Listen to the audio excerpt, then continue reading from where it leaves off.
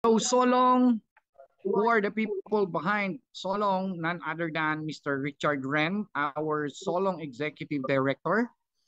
And his nationality is Australian, Singaporean, and Chinese.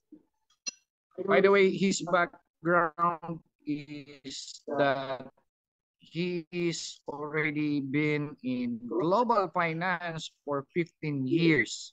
And he ba si Solong? Solong is a system software provider ni Realme, Vivo, and Honor.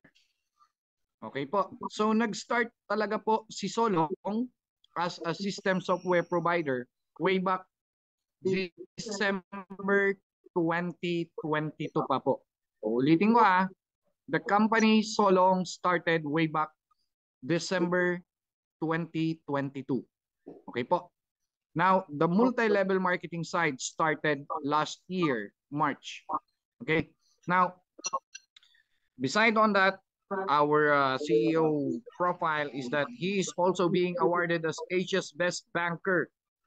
So, formerly, he is an HSBC branch manager in Chengdu, China.